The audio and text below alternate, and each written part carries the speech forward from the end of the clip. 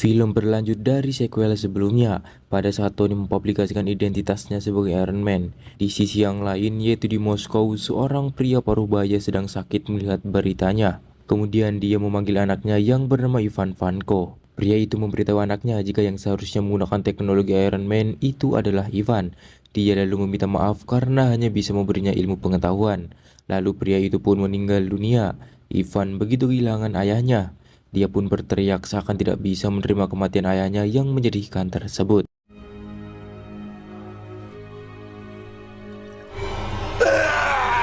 Setelah itu Ivan mengambil desain arc reaktor buatan ayahnya, Anton Vanko bersama Howard Stark yaitu ayah Tony. Lalu dia pun bekerja keras untuk membuat arc reaktor, hingga akhirnya dia pun berhasil menciptakan arc reaktornya sendiri.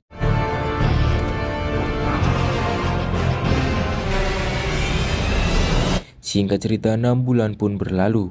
Tony terjun dari udara dan meluncur ke panggung yang sudah disiapkan untuknya. Tony kini dengan terang-terangan menunjukkan kepada publik jati diri sang Iron Man adalah dirinya. Lalu Tony pun memberi sambutan.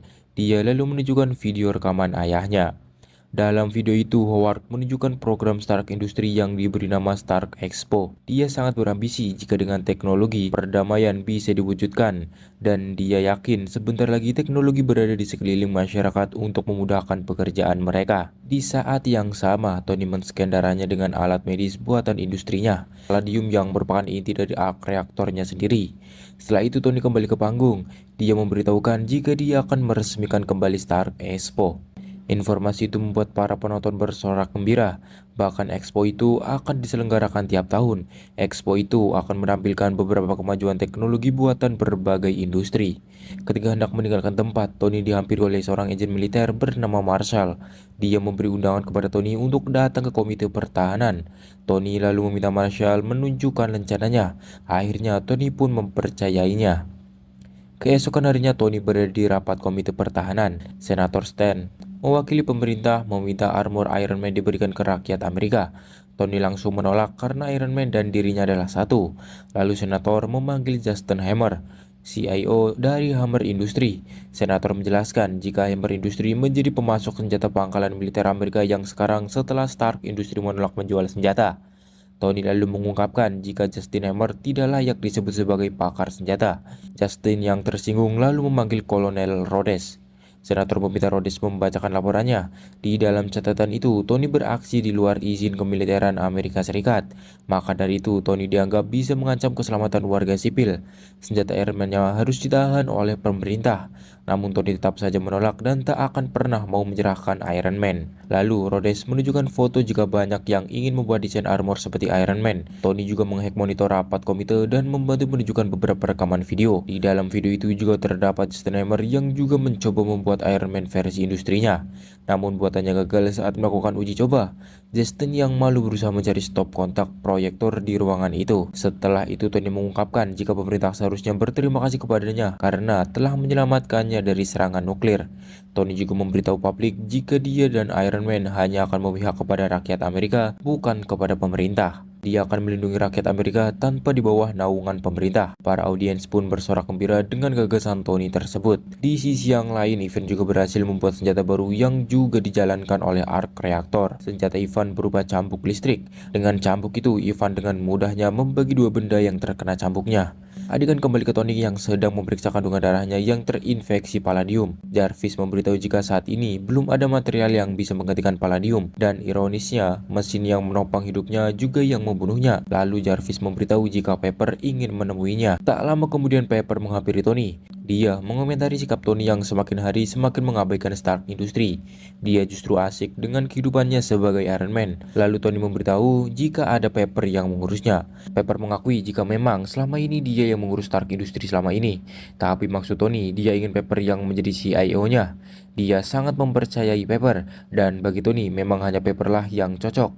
Pepper seketika langsung diam. Dia begitu terkejut sekaligus senang dengan keputusan Tony. Well, stop trying to do it and do it. I'm not asking you. Why won't you let me? Appoint you chairman and CEO of Stark Industries. I've actually given this a fair amount of thought. Keesokan harinya Tony kembali ditemui Pepper. Dia ingin Tony mendatangani pergantian CIO. Asisten baru Pepper yang bernama Natalie diminta untuk menemani latih tanding melawan Happy.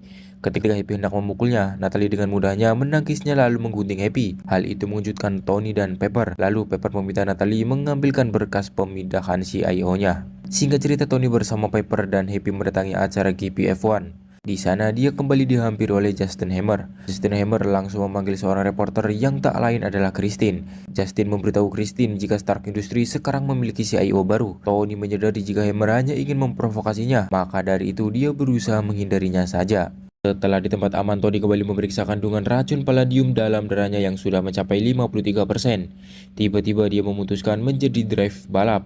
Menurutnya tidak baik jika hanya membuatnya tanpa mencobanya. Tony lalu menggantikan pembalap yang mengendarai mobil F1 buatan Stark Industries. Pepper yang tahu Tony balapan segera memanggil Happy. Happy pun segera mengambil koper merah Tony. Mereka lalu bergegas pergi menyusul Tony.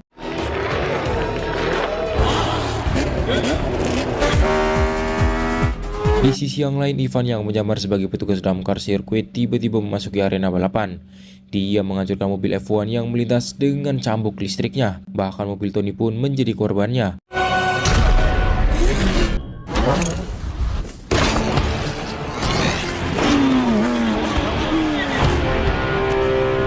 Ivan lalu memeriksa mobil Tony, namun Tony sudah tidak ada. Dari belakang, Tony memukul Ivan, namun Ivan baik-baik saja. Ivan menggunakan cambuk listriknya. Tony susah payah mencoba menghindar. Tak lama kemudian, Happy bersama Pepper datang untuk menabrak Ivan. Tony lalu meminta Pepper untuk segera menyerahkan kopernya, namun Ivan menyerang mobil Happy hingga terbelah. Akhirnya Pepper melempar koper Tony. Ternyata koper itu merupakan armor Iron Man portable miliknya. Kini dia bisa bertransformasi dengan mudah. Lalu Tony bersiap melawan Ivan. Akan tetapi cambuk listrik Ivan membuat senjata Tony tidak berfungsi. Tony pun lalu melilitkan tubuhnya dengan cambuk listrik Ivan dan mendekati Ivan. Tony pun langsung menghajar Ivan dengan pukulannya. Ivan pun langsung terkapar. Tony lalu mengambil arc reaktor Ivan dan menghancurkannya.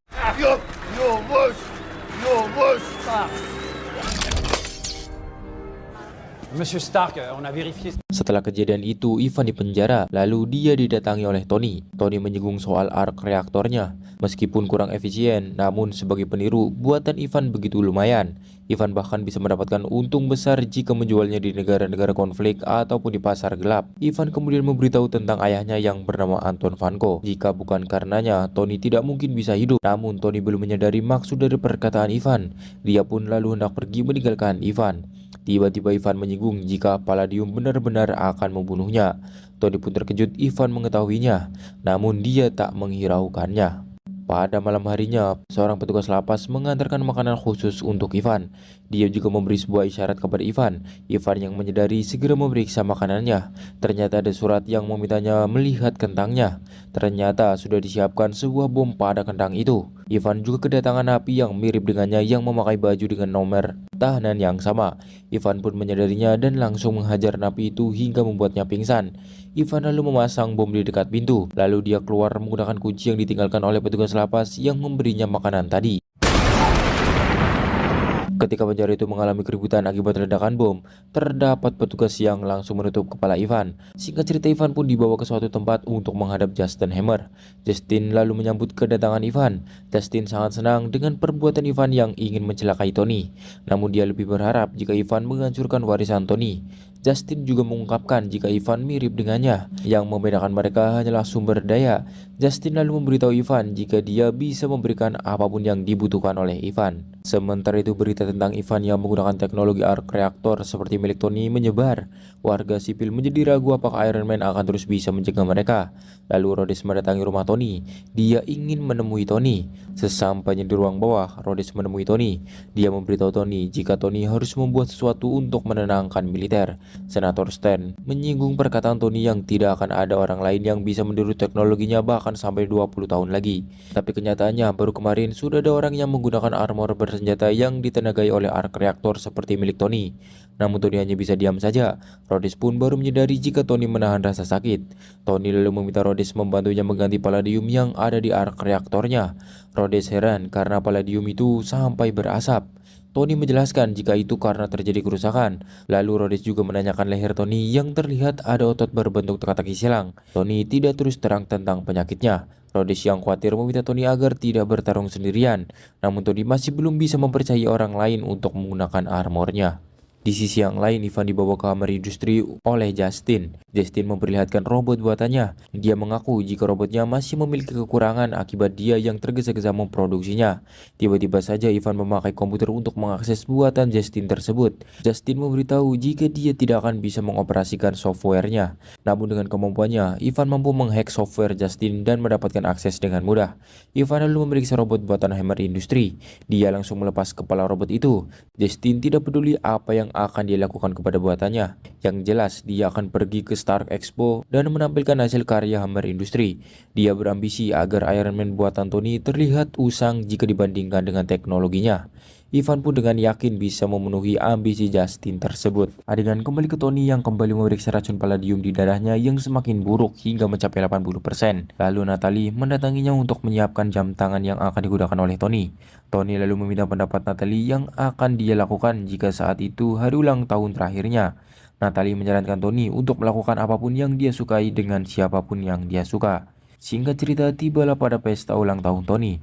Tony pun mabuk dan menggunakan armor Iron Man. Lalu Rhodes datang ke pesta Tony. Dia terkejut dengan sikap Tony tersebut yang semakin tak karuan. Dia kecewa karena harus melindungi citra Tony, sementara Tony sendiri seakan tidak bisa ditolong lagi. Lalu Pepper pun menghampiri Tony untuk menyudahi pestanya.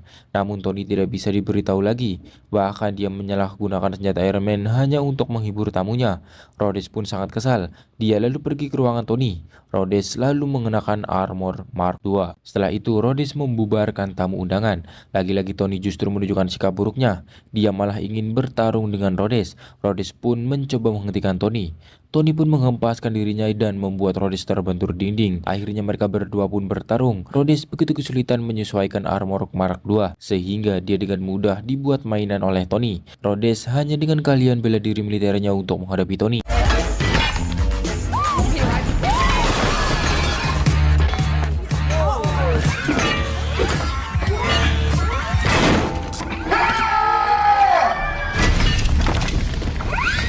Hingga akhirnya Rhodes yang semakin geram mengerahkan tembakan armor Mark II kepada Tony. Namun Tony justru juga mengarahkan armor Iron Man-nya ke Rhodes. Terjadilah adu tembak yang membuat ledakan yang dahsyat. Hal itu membuat Tony sedikit lemas. Lalu Rhodes pun pergi meninggalkan kediaman Tony menggunakan armor Mark II. Singkat cerita, Rhodes terbang ke pangkalan militer. Dia lalu menyerahkan armor Mark II ke pangkalan militer. Keesokan harinya Tony ditemui Fury. Mereka pun lalu berbicara di sebuah kafe. Fury lalu memanggil Natalie yang ternyata bernama Natasha Romanoff. Dia merupakan agen S.H.I.E.L.D. bawahan Fury. Tony begitu terkejut karena agen S.H.I.E.L.D. menyusup ke Stark Industry. Tiba-tiba saja Natasha menyuntikkan sesuatu kepada Tony. Seketika itu gejala keracunan palladium pada Tony langsung hilang. Fury lalu menjelaskan jika yang mereka suntikan adalah lithium dioksida. Namun dia bukanlah obat. Itu hanya menghilangkan gejalanya untuk sementara saja. Adegan kembali ke Hammer Industry. Justin lalu memeriksa robotnya yang sudah dimodifikasi oleh Ivan. Justin terkejut karena kepala robotnya diganti oleh Ivan. Dia menertawai kepala robot buatan Ivan yang tidak seperti helm. Dia menjelaskan jika dia menginginkan robot itu bisa dimasuki seseorang seperti Iron Man. Namun kepala robot yang dibuat Ivan tidak bisa dipakai. Ivan pun menjelaskan jika mereka tidak memerlukan orang. Dia ingin membuat robot drone. Justin pun akhirnya bisa menerima keputusan Ivan. Yang penting, robot itu akan siap didemonstrasikan pada Stark Expo. Sementara itu, Fury kembali memberitahu Tony tentang arc reaktornya. Dia memberitahu jika arc reaktornya masih belum sempurna. Namun, Tony yakin arc reaktornya sudah sangat sempurna. Dia telah meneliti semua atom, namun tidak ada yang lebih baik dari palladium. Fury pun memberitahu jika Tony belum mencoba semuanya. Dia juga memberitahu jika hanya Tony saja yang bisa menemukan atom untuk menyempurnakan arc reaktornya. Dia memberi petunjuk jika Howard Stark selama ini berusaha membuat arc reaktor yang terbaik. Tony heran karena Fury sok tahu tentang ayahnya. Fury pun memberitahu jika Howard Stark merupakan salah satu pendiri dari S.H.I.E.L.D. Tony pun terkejut mendengarnya. Lalu Fury hendak pergi dan memberi sebuah koper dari Howard Stark. Di sisi yang lain, Justin diundang ke pangkalan militer. Militer menunjukkan armor Mark II yang dibawa oleh Rhodes. Mereka ingin Justin memodifikasi armor Mark II dilengkapi senjata yang baik. Rhodes pun meminta Justin untuk memasang semua senjata yang diperlihatkan oleh Justin. Adegan kembali ke Tony yang memeriksa file Howard. Dia memutar kaset rekaman Howard tentang rencananya membuat Stark Expo sembari membaca catatan ayahnya tersebut. Namun Tony masih belum menemukan petunjuk. Tiba-tiba Tony mendengar suara Howard dari rekaman yang ingin memberitahunya sesuatu. Howard menunjukkan video itu untuk Tony yang sudah dewasa. Melalui desain Stark Expo tersebut terdapat kunci untuk masa depan.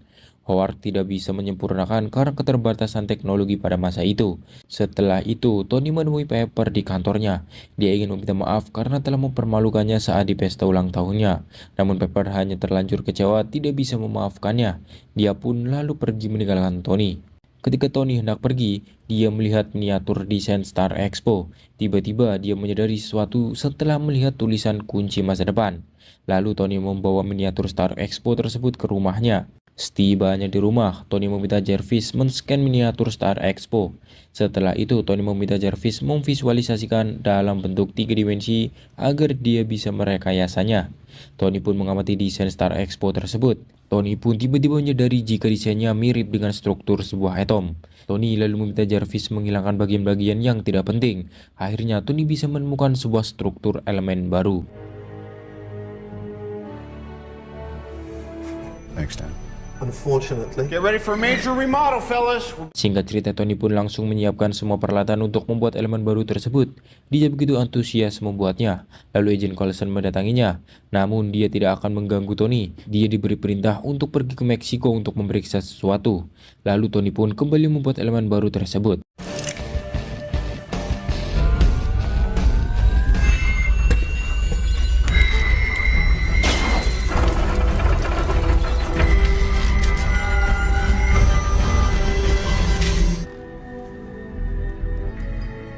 You have created. Akhirnya Tony pun berhasil membuat elemen baru itu sebagai inti dari arc reaktornya.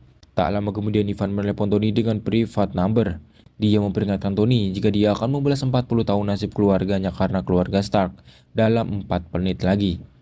Tony meminta Jarvis untuk melacak nomor tersebut, namun Ivan segera mematikan telepon tersebut. In 40 minutes. Sounds good. Unassemble the suit while you're at it. Coconut. Sementara itu Justinnya sudah berada di Stark Expo ingin mendemonstrasikan karyanya.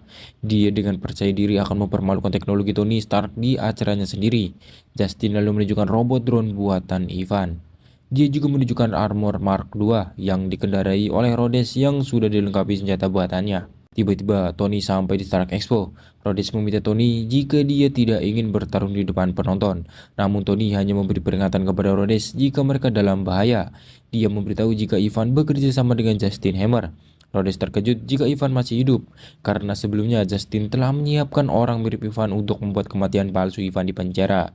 Tiba-tiba armor Mark II bekerja di luar kehendaknya. Begitu juga dengan robot drone. Ternyata Ivan telah mengontrol robot drone dan Mark II dari jarak jauh. Mereka langsung hendak menyerang Tony. Tony pun langsung terbang ke atas untuk menghindari korban jiwa. Tony diburu oleh Mark II dan robot drone. Sementara itu Justin menemui teknisinya untuk mencari tahu siapa yang mengendalikan robot drone-nya. Mereka berasumsi jika Ivan yang mengontrolnya. Pepper yang bersama Natasha terkejut mendengarnya.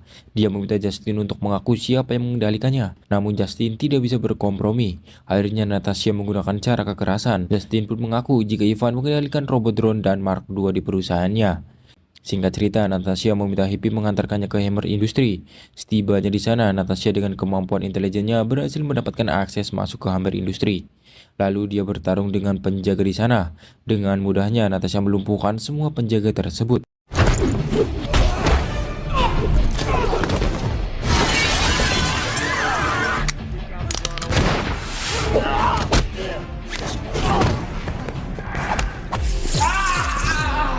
Sementara itu, Tony berusaha terbang ke tempat parkiran umum. Dia berhasil membuat satu persatu robot drone itu hancur karena menabrak bangunan. Hingga akhirnya Tony berhasil melumpuhkan para robot drone yang mengejarnya dan menyisakan Rhodes.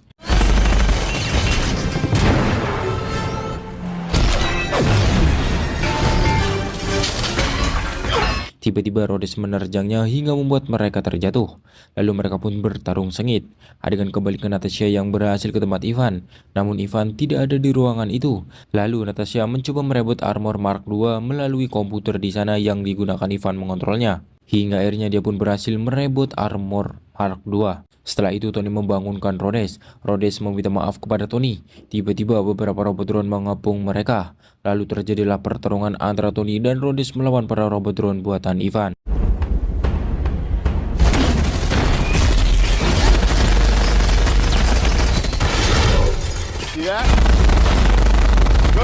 Lalu Tony meminta Rhodes untuk menunduk. Tiba-tiba Iron Man Tony mengeluarkan laser yang langsung membelah badan robot drone tersebut dalam sekejap. Rhodes begitu terkesan dengan senjata baru Tony. Dia meminta Tony untuk mengeluarkan lebih awal, namun Tony tidak bisa karena senjata itu hanya bisa digunakan sekali saja. Di sisi yang lain, polisi datang ke tempat Pepper dan Justin. Justin baru menyadari jika Pepper melaporkannya. Dia sangat kesal dan merendahkan Pepper. Namun Pepper tidak menghiraukannya. Justin pun dibawa keluar dari Stark Expo ke dalam mobil polisi. Adegan kembali ke Tony dan Rhodes. Lalu Natasha memberitahu jika ada satu armor yang berbeda mendekati mereka. Ternyata itu adalah Ivan dengan armor buatannya. Tony dan Rhodes pun bekerja sama melawan Ivan.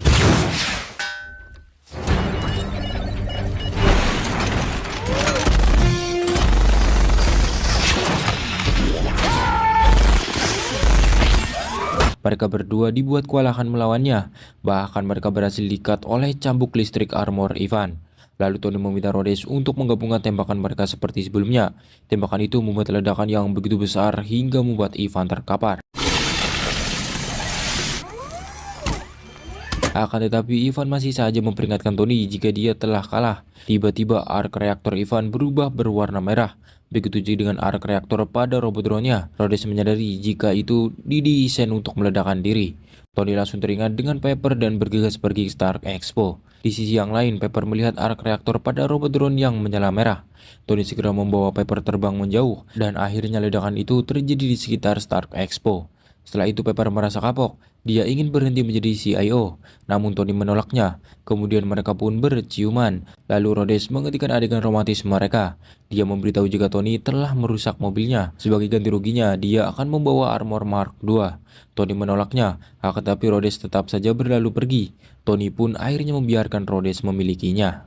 Setelah itu Tony melihat undangan untuk masuk ke Avenger, namun Fury segera merebutnya sebelum Tony membacanya. Lalu Fury meminta Tony membacakan catatan Natasha tentang sikap buruk Tony. Akan tetapi Natasha merekomendasikan Iron Man masuk ke Avenger. Tony begitu senang karena dia memang ingin bergabung. Namun Fury meminta Tony membaca lanjutannya. Tony terkejut karena dia tidak direkomendasikan. Dia protes karena Iron Man bisa direkomendasikan, sementara dia tidak. Akan tetapi Fury memberi Tony kesempatan karena mereka memang memerlukan teknologi dan pengetahuan Tony. Tony lalu meminta satu hal kepada Fury agar dia dan Rhodes diberi penghargaan. Di akhir film, Senator Stern berpidato di depan pers.